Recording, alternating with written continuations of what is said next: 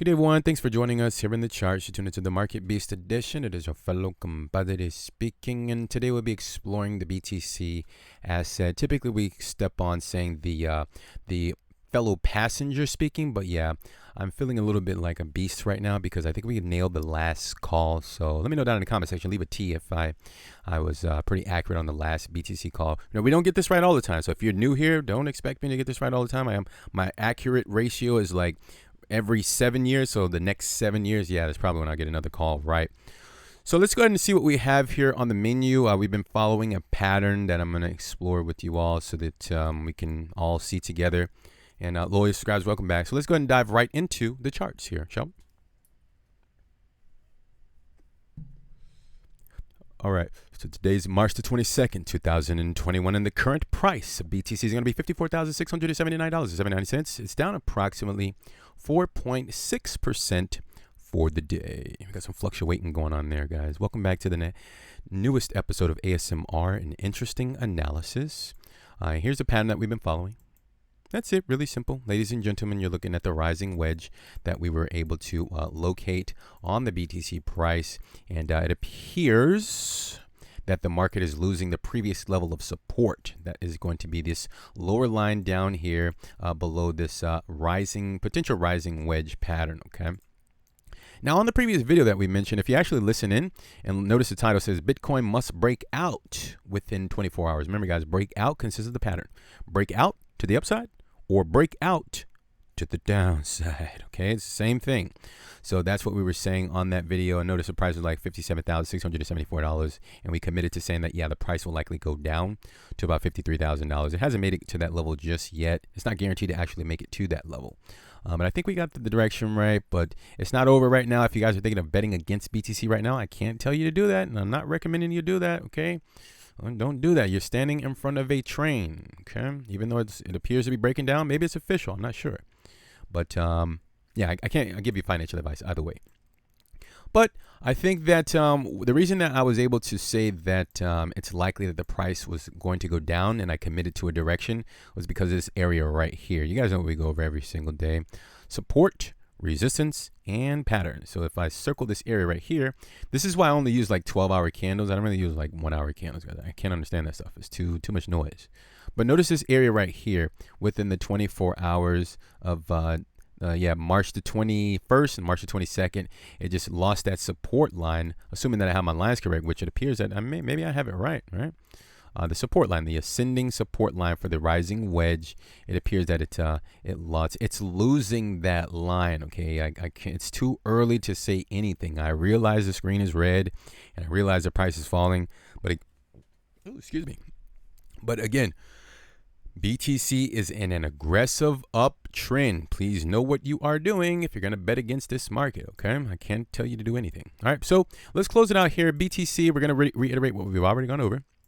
If BTC gets stuck below $57,000 right here, $57 and like $600, then it's like the buyers have to at least give the sellers an opportunity to make their move in the market, okay? Because remember, it's just buyers and sellers, right? Yes? The buyers have had control of this market forever, right? Just walking up the stairs. So right now, the sellers are like, hey, man, listen, okay, let's have an opportunity to push this price down a little bit so we can relieve some of this upwards pressure. And then, you know, we can all just kind of come together and we can agree on a price. And at that moment, we can all kind of collectively take the price and push it back up to the upside. Like that's literally the conversation that the buyers and sellers would have. And I could just kind of see that in the price action. I know that sounds weird, guys, but I look at this stuff all the time. So I'm looking at the story, okay? And that's the best way that I can describe it for now. So that's pretty much it. That's all you have. You have the range, 48,000. I don't even know if I even said that. 48,000 is the green line down here, like 48,055. All the way up to 57,000 and like $600. This will be the new range if BTC is officially breaking down, which it appears it is, but don't go by what it appears just because I made one right call. Again, guys, I get a call right once every 7 years, okay? Don't take this as financial advice. But if this is official breakdown, then yeah, it's likely it's going to be stuck within a range. I think the buyers are going to continue to fight because it's in a relentless uptrend, right? So the bulls are not just going to lay down. So just please understand that I don't think this price is just going to collapse. Eventually, if that's the setup, right? I think it would have to consolidate first before there would be like a big drop in the price. But guys, I'm just a speculator. I'm not sure, but my prediction is it's within a range. It hasn't reached 53,000 just yet. 48,000 is a practical range. 57, 48. But also there's one thing that I'll leave you guys out with, and hopefully I'm not sounding bandwagon. It's just because the price is down, and I think a lot of people are like freaking out, getting bearish on BTC. Technically speaking, if this is an official turnaround in the price, what the sellers are going to try to do is they're going to try to push the price. Take it easy on me there, bulls. They're going to try to push the price all the way down here, guys.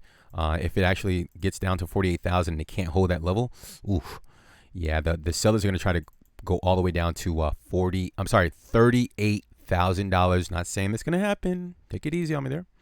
But if that were the case, that would make perfect sense to the way that I understand candlesticks, volume in comparison to higher time frame, lower time frame, just kind of using a basket of my speculative eyes. And yeah, if it goes down to that level, that wouldn't be a shocker to me at all. But I just don't know how long it would take. Let's give the price action like another 2 weeks, up to 3 weeks. Let's see how much buying power do the buyers really have in this market? Can they contain the price within 48,000 up to 57,000? Let's wait for the price action to determine that, because if they can't, yeah, you have the alternative level. Again, let's give it 3 weeks, 38,000. Let's do a really quick measurement from the highest point at like 61,000. I just kind of measure it down to the $38,000 level. Just kind of, I know we're speaking ahead of ourselves, but let's just do it. I don't know. Nothing else to do, right? All right, so 38,000 is going to be at like 38% to the down. That's pretty cool. 38,000, 38% to the downside. Okay, so that's all I have for you wonderful folks, and hopefully you enjoyed this interesting segment of the ASMR interesting analysis with Napoleon macro, and we're going to cut it out here. So thank you for your time. Leave an appropriate thumb just below the video there if you enjoyed the content, and if you're new, before you go, we'd like to earn your subscription if we haven't already. We'd like to send you out traditional stocks, because we go over that 7 days a week. So subscribe with us, hit the bell, we'll send you that information for the content, and also the YouTube algorithm. Put that on the caption as well to get recognition. And that's it, guys. So take care of yourselves, protect your portfolio, execute your strategies. We're going to talk very soon, and bye for now.